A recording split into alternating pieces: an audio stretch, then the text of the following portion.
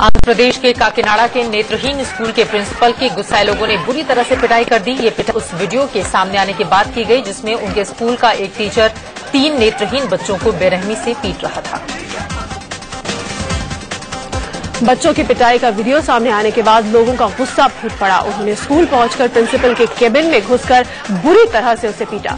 School के principal भी नेत्रहीन है, ऐसे में वो भी अपना बचाव ठीक से नहीं कर पा रहे थे। लोगों ने बुरी तरह से उनकी पिटाई की।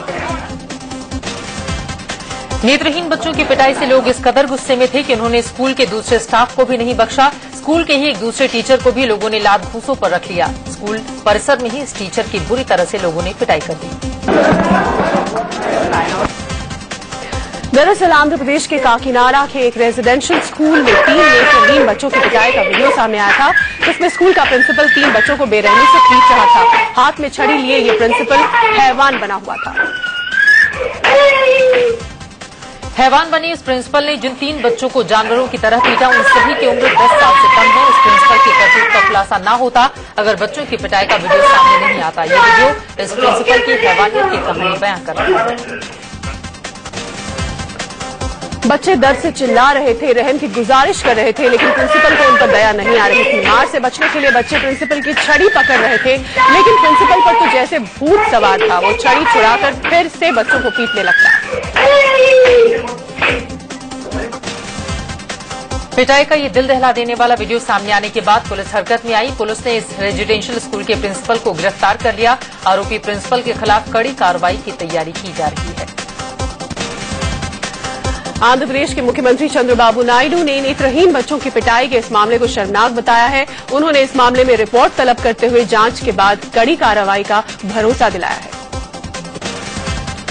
बेंगलुरु के एक नामी स्कूल में पहली क्लास की छात्रा के साथ बलात्कार मामले को लेकर प्रदर्शन का सिलसिला तेज हो गया है। गिरफ्तार आरोपी के खिलाफ कड़ी कार्रवाई की मांग को लेकर प्रदर्शन कर रहे बीजेपी महिला मोर्चा और एबीवीपी के कार्यकर्ताओं पर पुलिस ने जमकर लाठियां बरसाई। बीजेपी महिला मोर्चा और एबीवीपी के कार्यकर्ता उसी स्कूल के बाहर प्रदर्शन कर रहे थे जिस स्कूल में मासूम के साथ बलात्कार हुआ था। प्रदर्शन के दौरान पुलिस वालों के साथ उनकी धक्का मुक्की और झड़प हुई, जिसके बाद पुलिस ने प्रदर्शनकारियों को दौड़ा कर पीटा। स्कूल के बाहर प्रदर्शन कर रहे एबीवीपी के कार्यकर्ताओं को रोकने के लिए पुलिस ने सुरक्षा के पुख्ता बंदोबस्त किए हुए थे। स्कूल तक पहुंचने वाले रास्ते पर बैरिकेडिंग की गई थी और भारी संख्या में पुलिस बल तैनात किया गया था। एबीवीपी के कार्यकर्ता बैरिकेडिंग पार कर आगे बढ़ना चाह रहे थे। पुलिस उन्हें हर हाल में रोकने की कोशिश कर रही थी। इस दौरान प्रदर्शनकारियों और पुलिस के बीच संघर्ष देखने को मिला। प्रदर्शनकारी स्कूल प्रबंधन के खिलाफ भी कार्रवाई की मांग कर रहे थे। एबीवीपी के कार्यकर्ताओं और पुलिस के बीच घंटों संघर्ष चला। प्रदर्शनकारी भी पीछे हटने को तैयार नहीं थे। ऐसे में पुलिस ने बड़ी संख्या में एबीवीपी कार्यकर्ताओं को हिरासत में ले लिया। बसों में भरकर इन प्रदर्शनकारियों को नजदीक के थाने ले जाया गया। महिला मोर्चा के कार्यकर्ताओं ने भी मासूम के साथ बलात्कार करने वाले आरोपी के खिलाफ कड़ी कार्रवाई की मांग को लेकर टाउन हॉल पर धरना दिया। प्रदर्शनकारी महिलाओं ने चेतावनी दी है कि अगर आरोपी के खिलाफ कड़ी कार्रवाई नहीं हुई तो उग्र आंदोलन किया जाएगा। इस बीच पुलिस ने स्कूल में मासूम के साथ बलात्कार करने वाले आरोपी को गिरफ्तार कर लिया है। इसका नाम मुस्तफा है, जो इसी स्कूल में स्केटिंग इंस्ट्रक्टर है।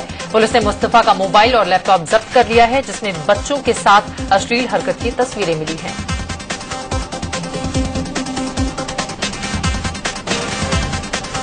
और इस बीच लखनऊ के मोहनलालगंज में हुए गैंग रेप के आरोपी को पुलिस ने आज सीजेएम कोर्ट में पेश किया। पुलिस ने कोर्ट से 3 दिन की रिमांड मांगी थी, लेकिन कोर्ट ने 2 दिन की रिमांड मंजूर की, जो कल सुबह 10 बजे से शुरू होगी। फिलहाल आरोपी को जेल भेज दिया गया है। वहीं लखनऊ रेप मर्डर केस में अब तक का सबसे बड़ा खुलासा हुआ है। आरोपी गार्ड की पत्नी और भाई ने बताया कि पुलिस ने गार्ड रामसेवक के बेटे को हिरासत में लेकर उस पर जबरन दबाव बनाया कि वो जुर्म कबूल कर ले, जिससे पुलिस की किरकिरी न हो। वहीं आरोपी गार्ड की पत्नी ने पुलिस पर झूठे केस में फंसाने का आरोप लगाते हुए मामले की सीबीआई जांच की मांग की। परिवार ने कहा कि सीबीआई जांच में दोषी पाए जाने पर उसे फांसी पर चढ़ा दिया जाए। इससे पहले पुलिस पूछताछ में लखनऊ पीजीआई गार्ड रामसेवक यादव ने खुद ही रेप और हत्या की बात कबूल की थी। यहाँ से वो हम मोटरसाइकिल से लेके गए। कब से जानते थे उनको? 1.5 साल से कम जानते। कितने लोग थे आपके साथ? कितने लोग थे? अकेले थे सर। तो उसको ले जाने के बाद मार दिए हैं। लखनऊ रेप मर्डर केस में पुलिस के गैर जिम्मेदाराना रवैये से नाराज आम आदमी पार्टी ने केस की सीबीआई जांच की मांग पर प्रदर्शन किया।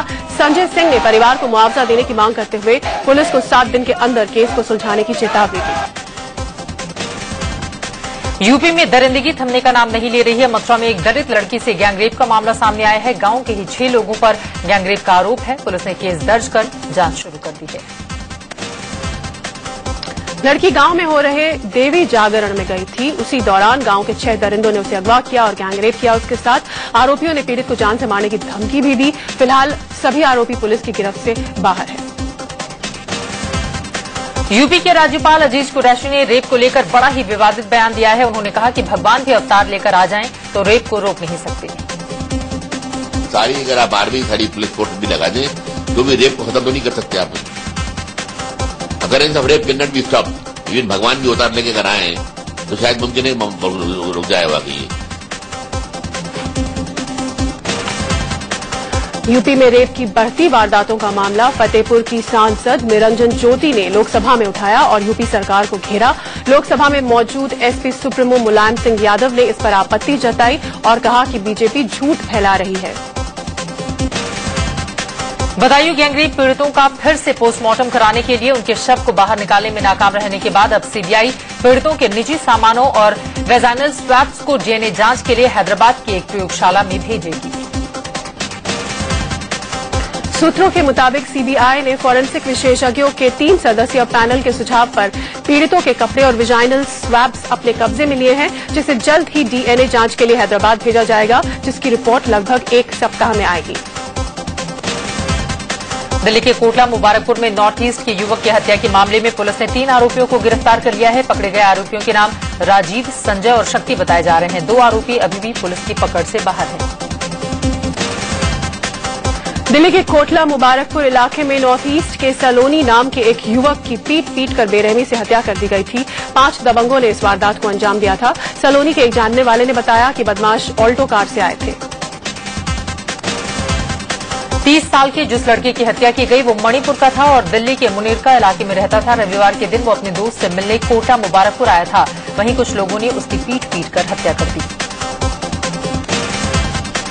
केंद्रीय गृह राज्य मंत्री किरण रिजिजू ने कहा है कि शुरुआती रिपोर्ट के मुताबिक मणिपुरी युवक की हत्या योजना बनाकर की गई थी।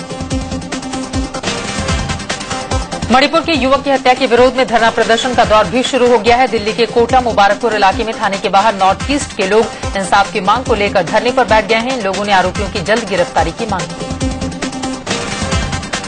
दिल्ली में इससे पहले भी नॉर्थ ईस्ट के लोगों पर हमले और मारपीट की कई वारदात हो चुकी हैं। साल की शुरुआत में ही फरवरी महीने में नीडो तानिया नाम के एक छात्र की पीट कर हत्या कर दी गई थी, जिस पर जमकर बवाल हुआ था। कांग्रेस को 3 राज्यों में अपनों ने ही जोरदार झटका दिया है। महाराष्ट्र के मंत्री नारायण राणे और असम के मंत्री हिमांता विश्व शर्मा ने इस्तीफा दिया तो जम्मू कश्मीर में वरिष्ठ कांग्रेसी लाल सिंह ने पार्टी छोड़ दी। महाराष्ट्र में भी कांग्रेस को बड़ा झटका लगा है। चुनाव से ऐन पहले उद्योग मंत्री नारायण राणे ने इस्तीफा दे दिया। राणे का इस्तीफा सीएम पृथ्वीराज चौहान ने फिलहाल स्वीकार नहीं किया है। सीएम ने इस्तीफा नहीं देने की उनसे अपील भी की थी। इस्तीफा देने के बाद नारायण राणे ने कांग्रेस पर धोखा देने का आरोप लगाया। उन्होंने कहा कि 6 महीने में सीएम बनाने का भरोसा दिया गया, लेकिन 9 साल तक सीएम नहीं बनाया गया। उन्होंने ये भी कहा कि उनके विधायकों को मंत्री भी नहीं बनाया गया। राणे ने कहा कि वो फिलहाल कांग्रेस में ही हैं। उन्होंने कहा कि कई पार्टियों ने उनसे संपर्क किया है, लेकिन नई पार्टी बनाने या किसी और पार्टी में जाने के बारे में वो नहीं सोच रहे। उन्होंने कहा कि अभी इस्तीफे पर आखिरी फैसला होने का इंतजार है। राणे ने यह भी कहा कि मुख्यमंत्री पृथ्वीराज चौहान से काम का स्टाइल उनका ठीक नहीं है। उन्होंने कहा कि सीएम की छवि सही नहीं, लेकिन भ्रष्टाचार बढ़ता ही जा रहा है। उन्होंने ये भी कहा कि लोकसभा चुनाव जैसी हार कांग्रेस को विधानसभा में भी देखने को मिलेगी। महाराष्ट्र के साथ साथ असम से भी कांग्रेस के लिए बुरी खबर आई। यहां तरुण गोगोई सरकार में शिक्षा और स्वास्थ्य मंत्री हिमांता विश्व शर्मा ने इस्तीफा दे दिया। उन्होंने राज्यपाल जानकी वल्लभ पटनायक से मिलकर उन्हें अपना इस्तीफा सौंपा। हिमांता विश्व शर्मा के साथ 30 से ज्यादा विधायक भी राज्यपाल से मिले। कांग्रेस आलाकमान की ओर से राज्य में नेतृत्व परिवर्तन की मांग ठुकराए जाने के बाद हिमांता विश्व शर्मा ने इस्तीफे का फैसला लिया। उनका दावा है कि 55 से ज्यादा विधायक उनके साथ हैं। लोकसभा चुनाव में असम में कांग्रेस को भारी नुकसान हुआ था। लोकसभा चुनाव में सत्ताधारी कांग्रेस को 14 में से महज 3 सीटें ही हासिल हुई थीं। कांग्रेस को झटका जम्मू कश्मीर में भी लगा है। जम्मू कश्मीर के पूर्व मंत्री और उधमपुर से सांसद रह चुके लाल सिंह ने कांग्रेस पार्टी छोड़ दी है। दरअसल उधमपुर से लोकसभा का टिकट कट जाने से लाल सिंह बेहद नाराज थे। उनका टिकट काटकर गुलाम नबी आजाद को दिया गया था, जो हार भी गए थे। उधर जस्टिस मार्कंडेय काटजू के खुलासे पर राज्यसभा में जमकर हंगामा हुआ। एआईएडीएमके सांसदों के हंगामे के चलते कार्यवाही बाधित हुई। जस्टिस काटजू के खुलासे पर लोकसभा में भी हंगामा हुआ। एआईएडीएमके सांसद थम्बी दुराई ने यह मामला उठाया और फिर एआईएडीएमके के बाकी सांसदों ने भी हंगामा शुरू कर दिया। मद्रास हाईकोर्ट के पूर्व चीफ जस्टिस और प्रेस काउंसिल ऑफ इंडिया के अध्यक्ष मार्कंडेय काटजू ने न्यायपालिका में भ्रष्टाचार और सियासी दखलंदाजी पर बड़ा खुलासा किया। उन्होंने कहा कि मद्रास हाईकोर्ट में एक भ्रष्ट जज की नियुक्ति की गई। जस्टिस काटजू ने खुलासा किया कि मद्रास हाईकोर्ट के एक जज पर भ्रष्टाचार के कई आरोप थे, लेकिन तमाम शिकायत और रिपोर्ट के बावजूद उन्हें जज बनाए रखा गया और उन्हें एक्सटेंशन भी मिलता रहा। जस्टिस काटजू का दावा है कि भ्रष्ट जज को पद से नहीं हटाने के लिए तत्कालीन प्रधानमंत्री मनमोहन सिंह पर दबाव बनाया गया था। जस्टिस काटजू ने कहा कि मनमोहन सिंह संयुक्त राष्ट्र की बैठक के लिए न्यूयॉर्क जा रहे थे और दिल्ली एयरपोर्ट पर मनमोहन को तमिलनाडु की पार्टी के मंत्रियों ने कहा कि जब तक वो न्यूयॉर्क से लौटेंगे उनकी सरकार गिर जाएगी, क्योंकि उनकी पार्टी अपना समर्थन वापस ले लेगी। जस्टिस काटजू ने कहा कि इस जज को तमिलनाडु के एक बहुत ही महत्वपूर्ण राजनीतिक नेता का समर्थन प्राप्त था। जस्टिस काटजू ने सुप्रीम कोर्ट के 3 पूर्व चीफ जस्टिस पर भी सवाल उठाए। जस्टिस काटजू ने साफ साफ माना कि राजनीतिक दबाव के चलते महाराष्ट्र हाईकोर्ट के जज को बढ़ावा दिया जाता रहा। जस्टिस काटजू के खुलासे पर सवाल उठाते हुए कांग्रेस प्रवक्ता राशिद अलवी ने कहा कि काटजू तब क्यों चुप थे और अब क्यों बोल रहे हैं। कांग्रेस ने टाइमिंग पर सवाल उठाए तो जस्टिस काटजू का जवाब भी आ गया। काटजू ने कहा कि सवाल टाइमिंग का नाम है, बल्कि सच और झूठ का है। जस्टिस काटजू के खुलासे को सरकार गंभीर मान रही है। कानून मंत्रालय के सूत्रों का कहना है कि इस मसले पर तत्कालीन पीएम मनमोहन सिंह, कांग्रेस और जुडिशरी को जवाब देना चाहिए। आम आदमी पार्टी के संयोजक और दिल्ली के पूर्व मुख्यमंत्री अरविंद केजरीवाल ने आज अपने 24 विधायकों के साथ मिलकर उपराज्यपाल से मुलाकात की। उपराज्यपाल से मुलाकात के बाद ट्वीट कर केजरीवाल ने कहा कि विधानसभा भंग करने में देरी होने से खरीद फरोख्त को बढ़ावा मिलेगा। इस मुलाकात में आम आदमी पार्टी ने उपराज्यपाल को बताया कि उनके विधायकों को बीजेपी ने खरीदने की कोशिश की। उनका कहना था कि उपराज्यपाल से अच्छी बातचीत हुई, अब वो बीजेपी को चर्चा के लिए बुलाएंगे। राजभवन की ओर से जारी बयान में कहा गया है कि केजरीवाल 24 विधायकों के साथ मिलने आए थे। उन्होंने खरीद फरोख्त का आरोप लगाते हुए विधानसभा को भंग करने को कहा।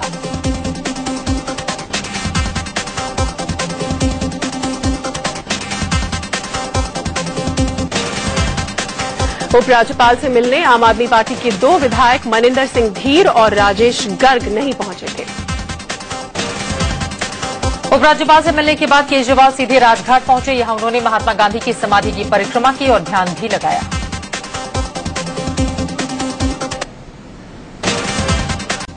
बिहार में पुलिस ने पूर्व सांसद और लालू यादव के साले साधु यादव के घर से हुई चोरी का पर्दाफाश किया है।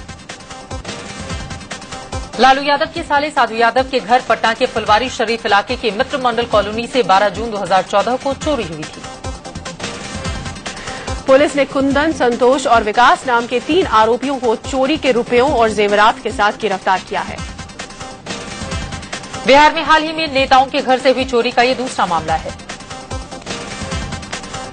गाजा पट्टी पर इजरायली हमले के खिलाफ प्रस्ताव लाने के लिए विदेश मंत्री सुषमा स्वराज के इनकार के बाद राज्यसभा में हंगामा हुआ।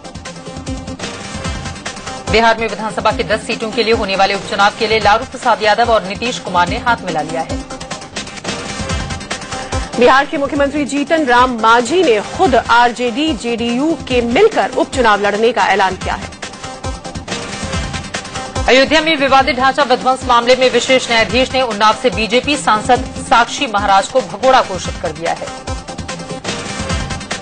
उत्तर प्रदेश के राज्यपाल पद पर राम नाईक की हुई नियुक्ति को चुनौती देने वाली याचिका हाईकोर्ट की लखनऊ बेंच ने खारिज कर दी है। झारखंड हाईकोर्ट ने बिहार के पूर्व मुख्यमंत्री डॉक्टर जगन्नाथ मिश्रा को चारा घोटाला मामले में राहत दी है। आम आदमी पार्टी के प्रवक्ता दिलीप पांडे को साकेत कोर्ट से 30,000 के निजी मुचलके पर जमानत मिल गई। उत्तराखंड में भारी बारिश से चारधाम यात्रा के रास्तों पर अभी भी खतरा बना हुआ है। उधर उत्तरकाशी में बारिश प्रभावित गंगोत्री यात्रा 3 दिन बाद रविवार को शुरू हुई थी। गंगोत्री करीब 350 श्रद्धालु पहुंचे। भूस्खलन से बद्रीनाथ हाईवे, बैनाकुली और लामबगढ़ बंद कर दिया गया है। उत्तराखंड में हो रही भारी बारिश का असर मैदानी जिलों में भी दिखने लगा है। यूपी के सीतापुर जिले में शारदा और घाघरा नदियां तबाही मचा रही हैं। असम में बाढ़ से हालात बिगड़ते जा रहे हैं। ब्रह्मपुत्रा नदी खतरे के निशान से ऊपर बह रही है। छत्तीसगढ़ के कांकेर में भारी बारिश से जनजीवन अस्त व्यस्त हो गया है। राजधानी एक्सप्रेस ट्रेन में खाने को लेकर यात्रियों ने जमकर बवाल मचाया। एक महिला यात्री के खाने में कॉकरोच मिला था। ग्रेटर नोएडा के दादर इलाके में दिन दहाड़े बजरंग दल के नेता पवन बजरंगी पर जानलेवा हमला किया गया। यूपी के शामली में लुटेरों ने एक घर में घुसकर 2 लोगों को मौत के घाट उतार दिया। भोपाल क्राइम ब्रांच ने 3.5 करोड़ के ब्राउन शुगर के साथ एक शख्स की गिरफ्तारी की। सावन के दूसरे सोमवार को भी शिव मंदिरों में पूजा के लिए श्रद्धालुओं का तांता लगा रहा।